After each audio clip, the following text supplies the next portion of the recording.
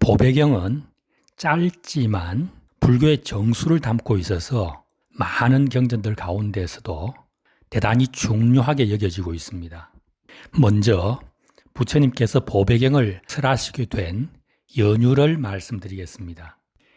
권위 있는 옛 해설서에는 그 당시의 배경을 이렇게 적고 있습니다. 부처님 당시 인도 북동부에는 밧지라고 하는 나라가 있었고 그 수도가 배살리였습니다. 밧지 나라에 심한 가뭄이 들어서 농작물이 다 말라 죽자 사람들도 많이 굶주려 죽었습니다. 물이 부족해서 씻지도 세탁도 청소도 제대로 못하게 되자 위생이 나빠져서 전염병도 생겼고 그 전염병으로 인해 더 많은 사람들이 죽어나갔습니다. 큰 환란의 고통에서 벗어나기 위해 왕실과 대신들이 회의를 한 끝에 부처님을 모셔오기로 했습니다.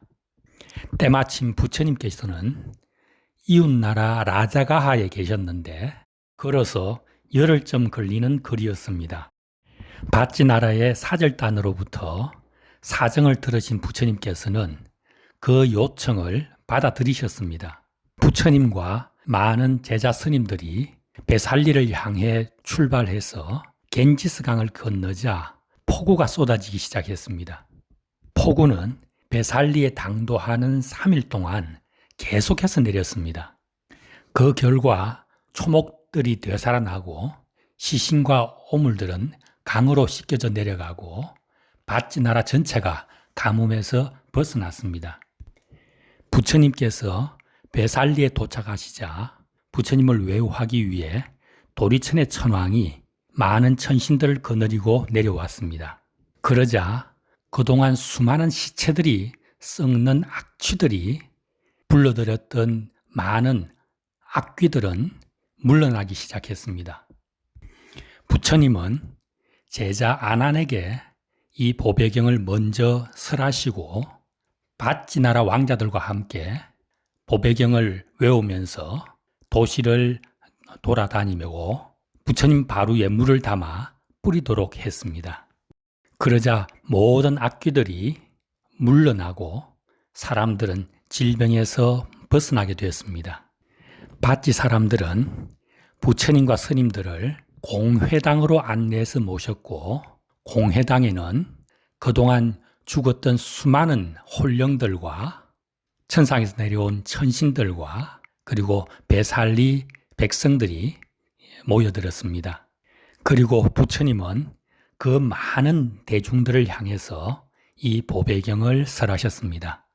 이것이 부처님께서 보배경을 설하시게 된 연유입니다. 이어서 보배경의 구성을 살펴보겠습니다. 보배경은 총 17문단인데 처음 두 문단이 서론부이고 그 다음 12문단이 본론부, 마지막 세 문단이 결론부에 해당됩니다.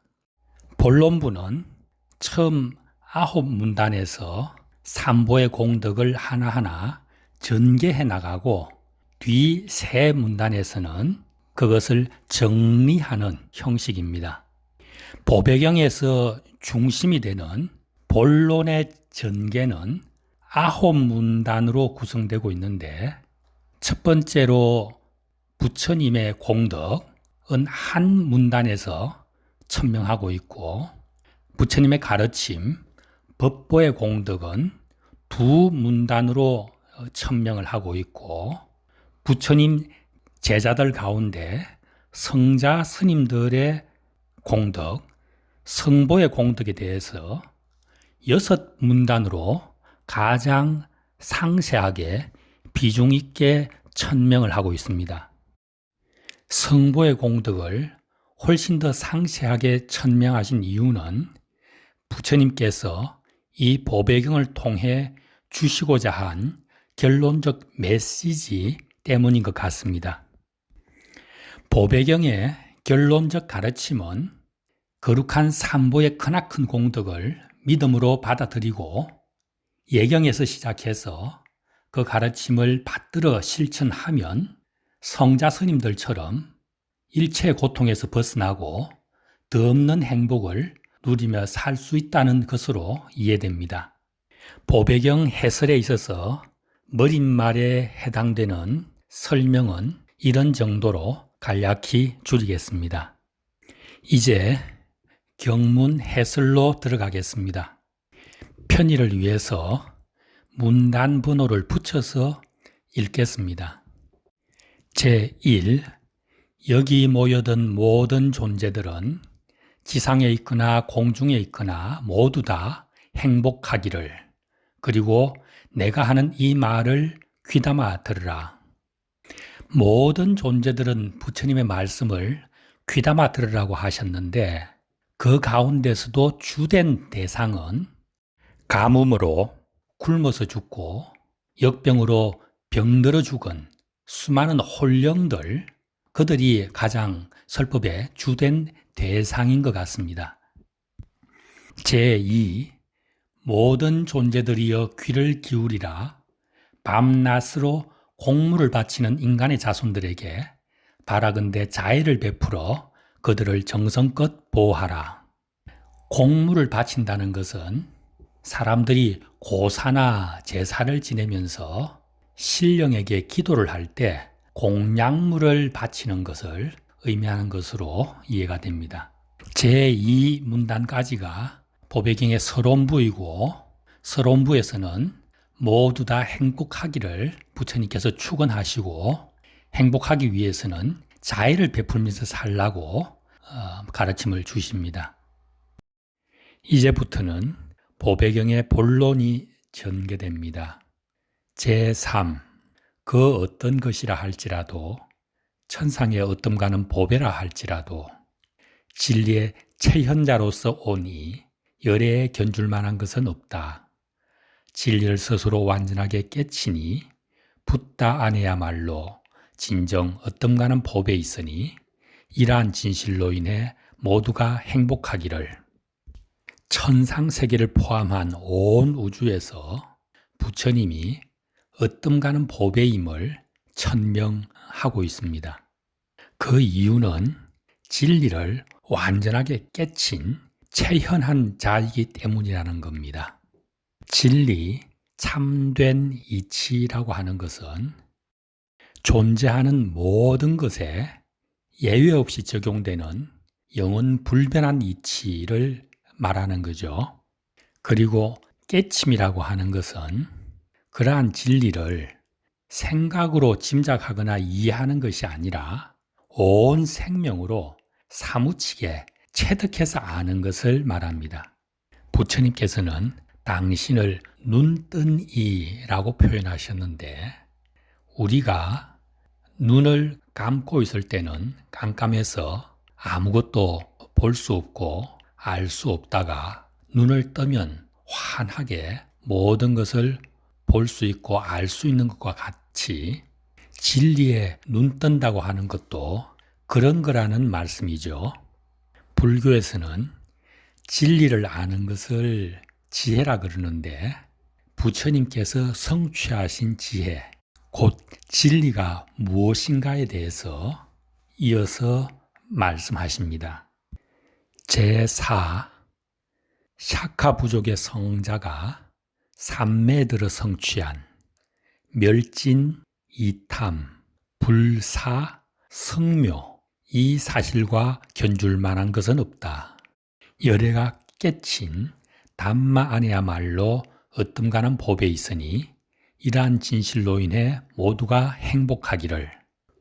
우리 부처님의 명호가 석가모니죠. 석가의 원 발음이 삭갸이고 모니는 성자란 뜻입니다. 멸진이라는 말은 완전히 없어진다는 뜻입니다. 현상으로 존재하는 모든 것은 결국에는 완전히 없어진다는 말입니다. 인간을 비롯한 생물체는 생로병사를 거치면서 모두가 죽어 없어지고 바위와 같은 무생물은 생주이멸을 거치면서 모두가 소멸돼서 없어지죠. 바위가 단단해도 물에 깎이고 바람에 깎여서 결국은 없어지듯이 말입니다.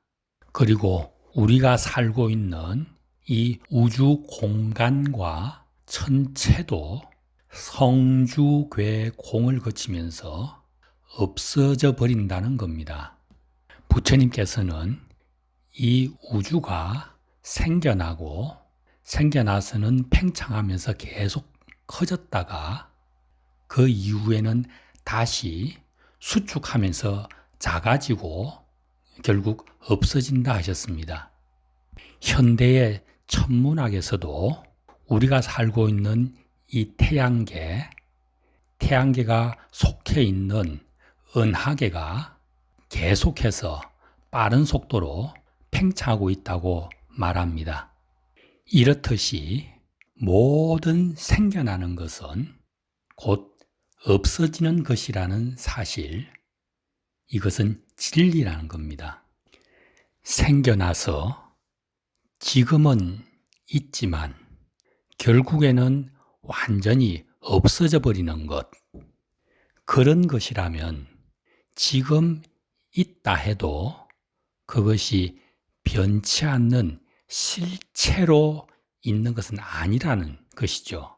지금 어떤 모양, 모습을 갖고 있다 해도 그 속에 변치 않는 실다운 자체가 없다면 그것은 본래는 없는 것입니다.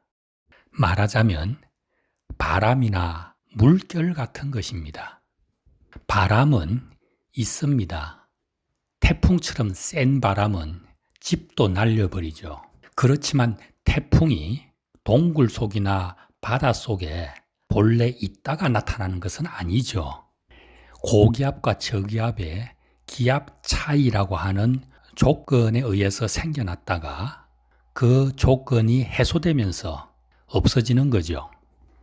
물결도 본래부터 있는 건 아니죠. 바람이라고 하는 조건이 생겨나니까 그 조건에 의해서 물결이 일어났다가 바람이 그치면 물결도 없어지는 거죠. 그러니까 우주의 모든 것은 바람이나 물결 같은 것이어서 잡히지 않는 것이고 가질 수 없는 것이라는 사실입니다. 이것이 멸진의 진리입니다. 우리의 소중한 신체, 감정, 생각, 의지, 의식까지도 생겨나는 것이기 때문에 다 없어지는 것이고 멸진의 진리에서 벗어나지 않습니다. 이렇게 멸진하는 것들에 대해서는 탐하며 집착하지 말아야 한다는 것이 이탐의 진리입니다.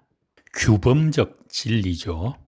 한순간도 그대로 있지 않고 끊임없이 변하며 없어져 가는 것들을 탐착하게 되면 설령 가졌다 하더라도 언제 잃게 될지 모르는 불안감, 결국 잃게 되는 상실감의 고통을 반드시 겪게 되기 때문입니다. 그래서 온갖 탐착들을 다 버리고 자기 자신에 대한 맹목적인 애착, 탐착까지도 버리게 되면 그 순간 엄청난 대전환이 있게 됩니다. 비유하자면 큰 호수에 바람 따라 수많은 물결들이 일렁이고 있을 때 그중 물결 한 개를 자기로 알고서 애착하고 있다가 그 애착, 탐착을 버렸을 때 비로소 더 넓은 호수가 본래의 자기였음을 알게 되는 것과 같습니다. 물결이 생겨나고 없어지는 것과 상관없이 호수는 변함없이 그대로 있는 것, 그러한 사실을 불사의 진리라고 합니다. 우리의 참 생명에는 죽음이라는 것이 본래 없다는 뜻입니다. 이 불사의 진리는 이해하시기 쉽지 않을 것 같아서 현대 과학을 빌려와 설명해 보겠습니다.